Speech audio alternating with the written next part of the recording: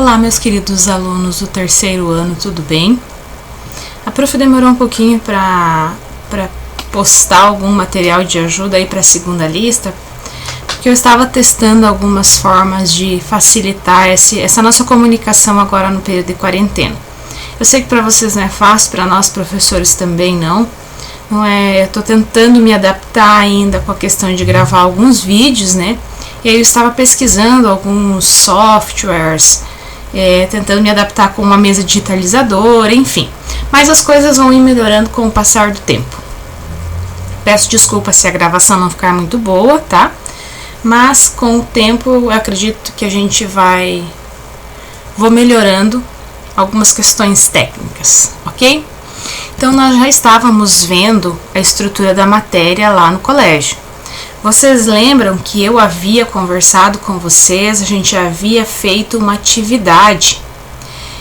Eu dividi vocês em grupos e vocês em grupos receberam uma questão e essa questão vocês pesquisaram no livro didático, vocês lembram disso? Aí vocês responderam, cada um de alguma maneira foi lá e apresentou. Naquele momento a gente estava fazendo uma retomada de como o modelo de átomo foi se estruturando com o passar do tempo. Hoje o modelo de átomo que nós temos é esse da imagem, né? Em que o átomo é formado por um núcleo, que está aqui. Esse núcleo, por sua vez, é formado por prótons, que são as cargas positivas, e pelos nêutrons, que não têm carga, ok? Eles não têm carga, realmente eles não têm carga. E os elétrons, né, que são as nossas partículas negativas, que estão girando na eletrosfera. A gente foi, né, durante as aulas, foi retomando algumas coisas e foi verificando os processos de eletrização e algumas características próprias. Então, quando nós analisamos a questão dos materiais, de todos os elementos que nós temos na natureza, tudo é formado por átomos. Então, a base da estrutura de qualquer elemento é o átomo, tá? Por que tem elementos que são carregados positivamente? Por que tem elementos ou objetos que são carregados negativamente? A gente tem que sempre lembrar que a única partícula que sai do átomo por processo de eletrização é o elétron, tá?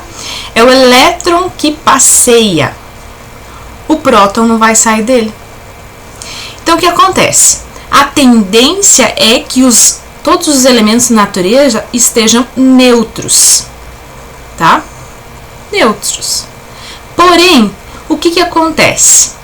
Quando nós fazemos um processo de eletrização, que pode ser por atrito, por contato ou por indução, eu forço alguns elétrons a sair dos átomos de alguns elementos ou de alguns objetos, como no caso quando eu atrito lã e vidro, né?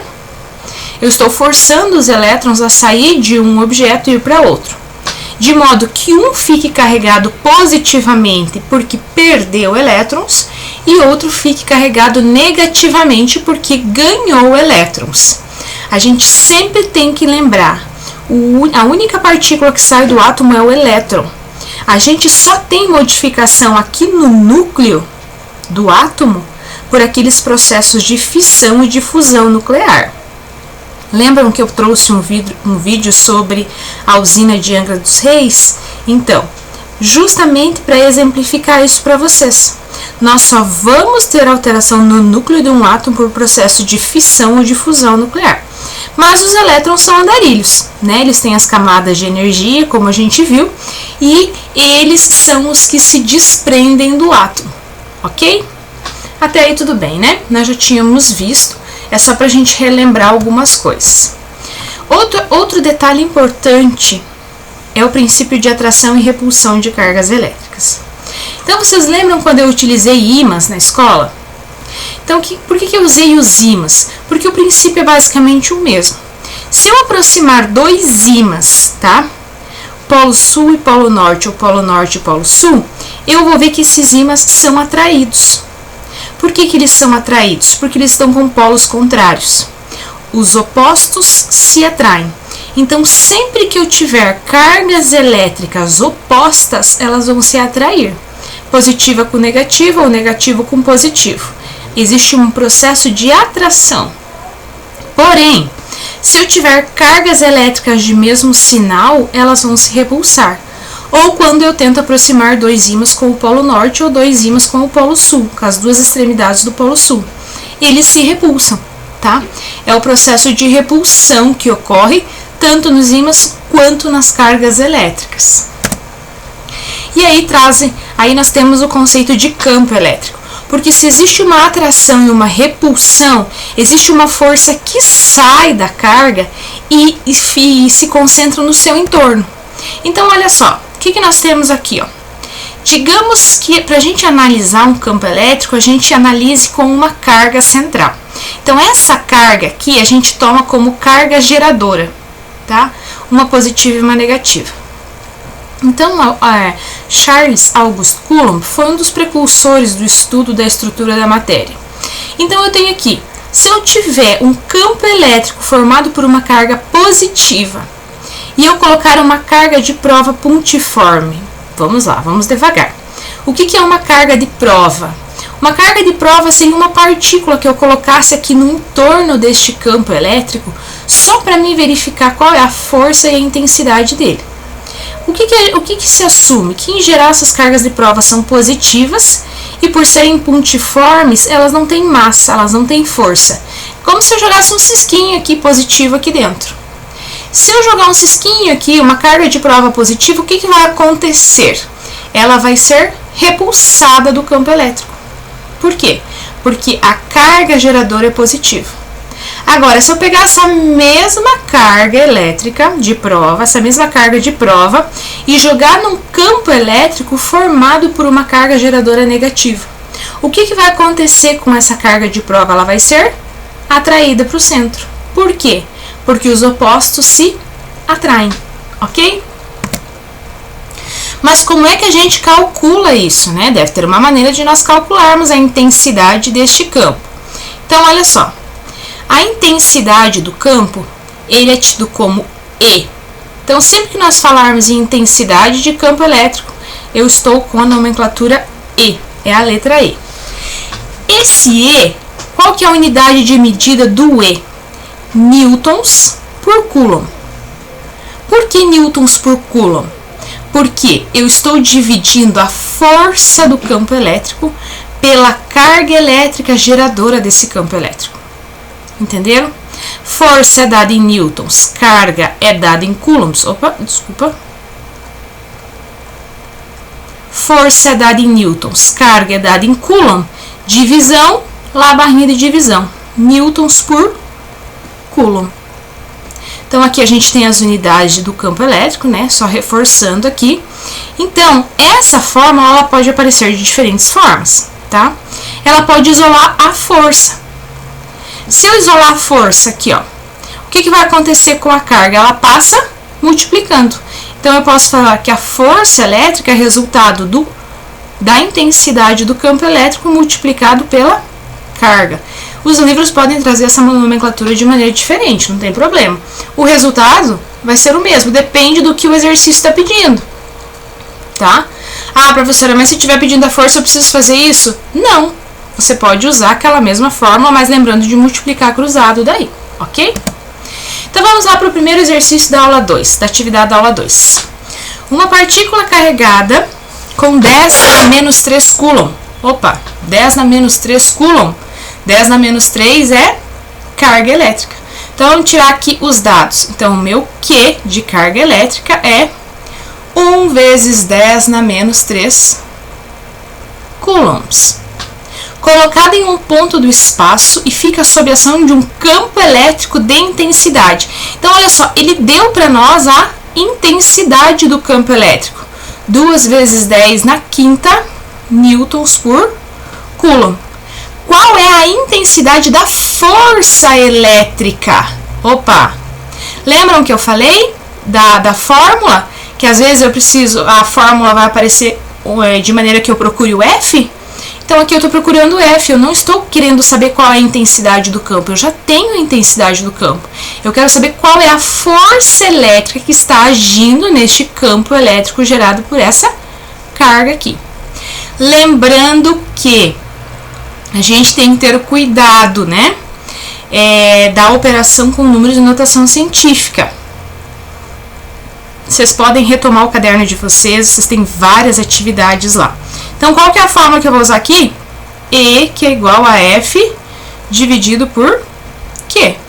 O E você já tem, 2 vezes 10 na quinta, igual ao F que você está procurando, dividido pela carga, que vai ser 1 vezes 10 na menos 3, ou 10 na menos 3 é a mesma coisa, tá, gente? Menos 3. Multiplico o cruzado, isolo a força. Lembrando que multiplicação de bases iguais, eu vou somar os expoentes. Lá na resposta, vocês podem colocar a resposta final, tá? Vocês não precisam colocar o cálculo. Questão 3. Uma pequena esfera carregada com 4 microcoulombs. 4 microcoulombs. O que é esse U aqui, professor? Lembram daquela tabelinha que eu passei para vocês dos prefixos? Que tinham lá, o que significa o M, o que significa o U? Lembram disso?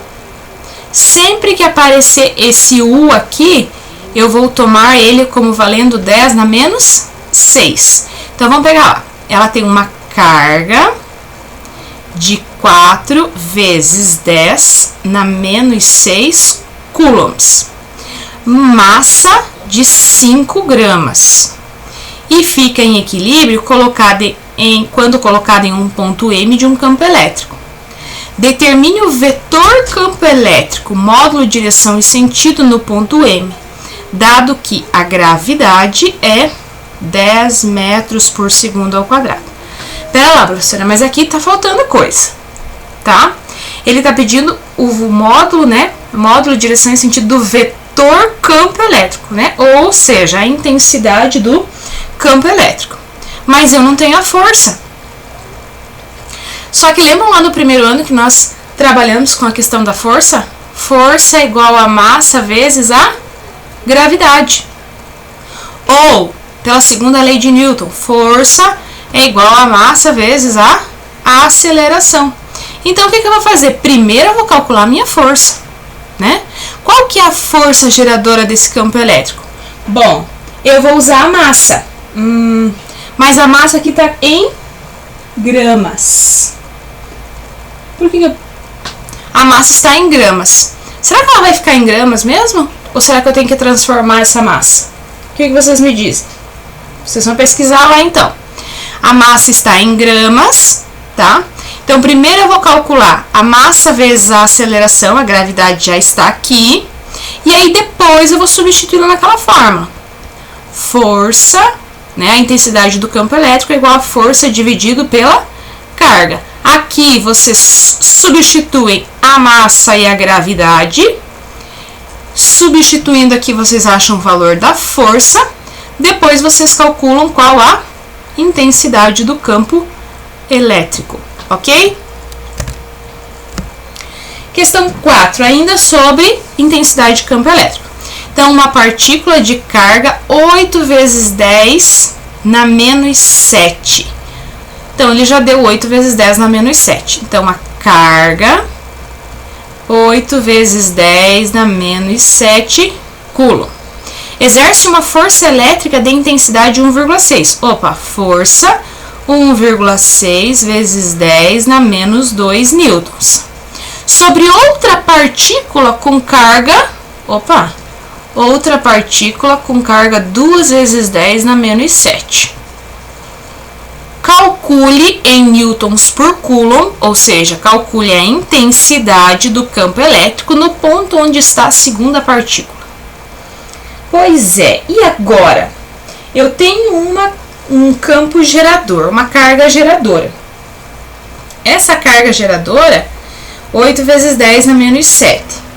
Ele está me dizendo que essa carga geradora exerce essa força aqui, 1,6 vezes 10 na menos 2, certo? Mas essa força de 1,6 vezes 10 na menos 2, ela está reagindo não sobre uma carga pontiforme, mas sobre essa carga aqui. Então, gente, quando ele te deu essa carga aqui, tá? e ele te diz que a força que essa carga exerce sobre essa é essa aqui, eu desconsidero essa carga. Ela já te deu quanto de força essa carga exerce sobre a outra. Então, eu vou utilizar essas duas informações para me calcular a intensidade. Porque o exercício ele trouxe duas cargas para confundir. Mas ele já disse para nós que essa carga de 8 vezes 10 na menos 7 gerou uma força de 1,6. E gerando essa força de 1,6, essa força está reagindo sobre essa outra carga aqui. Qual que é a intensidade dessa relação dessas duas grandezas aqui, desta força e dessa carga? Então, qual será a intensidade do campo gerado considerando uma força de 1,6 vezes 10 na menos 2 sobre essa carga de 2 vezes 10 na menos 7. Lembrando que se na multiplicação de números em notação científica eu somo os expoentes, na divisão eu divido esses dois primeiro e eu subtraio os expoentes.